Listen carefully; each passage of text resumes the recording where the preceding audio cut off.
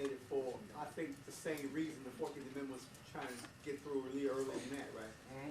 They're trying to push it way before, during the Civil War. Right. When they had his Lincoln got shot because he refused to let them open up a Federal Reserve Bank. That's what it was all about. It was Albert's Pike job. Albert's Pike was the head of the Scottish Rite. Scottish Rite. He was the supreme master, the supreme grand master of the Scottish Rite in the South. His counterpart was Horace Greeley in the North, who was the supreme master of the York Rite. Horace Greeley owned the newspaper.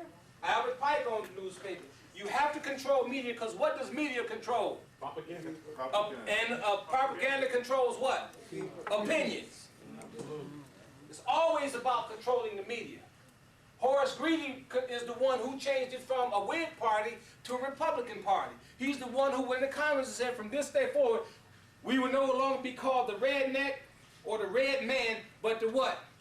The white man. Horace Greeley also is the one who was controlling Abraham Lincoln. Go look at the gangs in New York. They're in the pool hall discussing how they're going to select Abraham Lincoln to become president. Because he's articulate, charismatic, and he can sway the people. But all the while, we'll be the one pulling his strings. The gangs of New York. Yeah. Yes, sir. Yes, sir. New York. See, we don't pay attention now. They put this stuff back in our face to show how it all went down. Albert Pike signed treaties with all the Moorish communities in the South, so that once he created the Civil War, because we had treaties to protect and defend one another, and he had nothing to protect, but he brought us in under them treaties. He brought us into the war under them treaties, because most of the plantations in the South were owned by Moors. Yes, sir. What rank or position did Albert Pike have in the Confederate Union? He was a general. He was a general. Yeah. He ran the whole. Albert Pike ran the whole Southern program. Lee and all of them was under him. He had another organization called the Knights of the Golden Circle. Jesse James was in that organization. Wilkes Booth was in that organization. And two of the colonels who were under Abraham Lincoln, two of the northern colonels who were in the, not in the Confederacy, but in the Union. Because they were the ones who helped Booth get away once he shot Lincoln. Right. There was two of the colonels who were under, and they were members of the Knights of the Golden Circle under Albert Pike. In the movie Zorro, one of these government agents just pulls out a badge and tells you his name. He says, "My name is Pike." That's right. See, they put the name out there. They're letting you know. Right. Now, the guy that's playing Pike in Zorro is that colonel with the blonde hair standing there, and you got the French guy who's playing the role of Giuseppe Mazzini, who's head of the French Illuminati. It's all being played out in Zorro.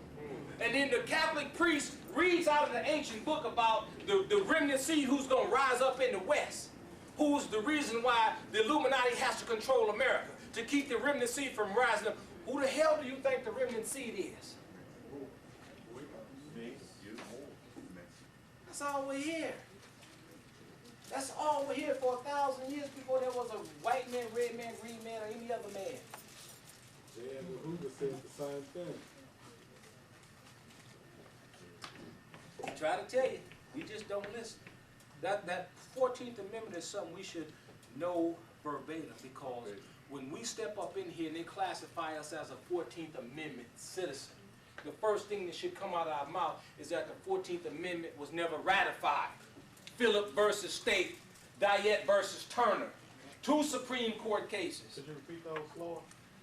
Philip versus State, United States, and Diet versus Turner. Those cases are in your constitutional manuals on the non-existent 14th Amendment. They in your book. We don't have that book, whatever that book is talking about. Oh, that's the book that we're using in the class. If you want, you can check with the sister in the back to see if she has any study manuals left. What? Wait a minute. What'd you say? any more constitutional books. Some of the brothers didn't have books. I was telling them the cases were in the book. Also, we got the CDs of the Constitution. Huh? See, she also has the CDs of the Constitution. Yeah, but that wouldn't, those cases That's wouldn't, different though. right. I'm saying, are we out of books? No. Oh, okay, that's what I was trying to find out. As a matter of fact, in one of the, hey, Gwen, can I see that Michigan constitutional book? Do you have it down there? Because what I actually did, I've been reconstructing the book. We got a whole page that deals with jurisdictional challenge.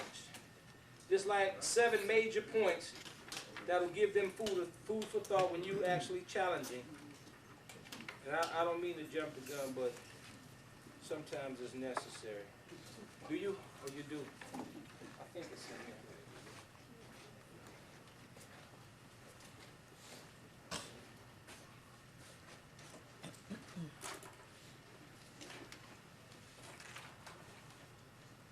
That's why this Dred Scott piece is so significant. Elements for challenging jurisdiction on this page. It deals with 1, I'm solving more challenging the jurisdiction of this court. Whenever you challenge it under their law, you invoke the, the Article 5, Section 556D, which deals with challenging jurisdiction.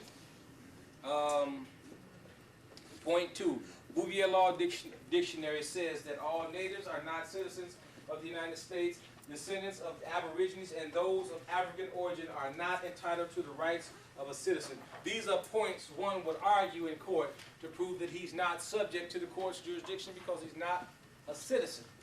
And it's their laws that validate it. Number 3, I am not a 14th Amendment citizen pursuant to Diet versus Turner and State versus Phillip. 4, Dred Scott versus Sanford, 1857. Those of African ancestry were not included under the word citizen in the Constitution. 5, USC Title 5, Section 556D of the Administrative Procedure Act states that the burden of proof rests upon the proponent of a rule of order. That means who's ever trying to enforce the order, when you challenge their jurisdiction, it is their job to prove that they have it. They can never prove it. If you know any judges, federal, state, or circuit judges will tell you, they'll be honest with you, but we've had them tell us, there's no way a judge can prove jurisdiction because he's operating in a fraud, straight off the bat.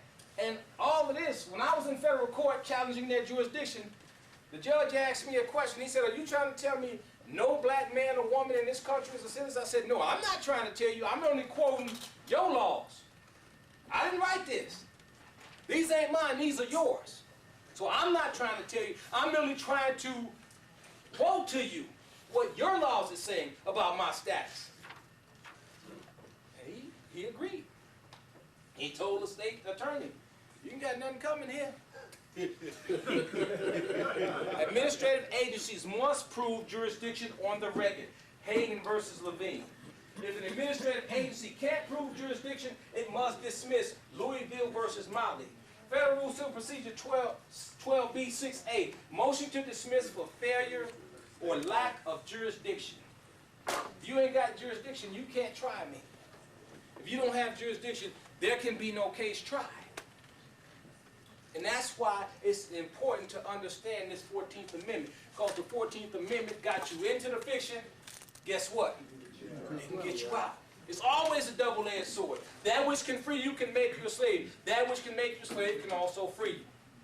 It's called a law of opposites. That's more science. Natural universal laws. Yes, sir. Also, before they can establish jurisdiction, they have to establish status. If you're a boy, they can't even establish. They can't. You establish your status with them, you automatically let them know that there's no jurisdiction. That's jurisdiction personam. That's jurisdiction personam over the person. Absolutely. You got them on all ends. You got them on jurisdiction personam and you got them on jurisdiction subject matter. Subject matter is the law. The law does not have an enactment clause. It's not law. The person, Morris National. Where am I included in your law? Nowhere. Nowhere. So they neither have jurisdiction subject matter nor jurisdiction persona. Plain and simple. Yes, sir. So when you when you go before a judge and you state that to them,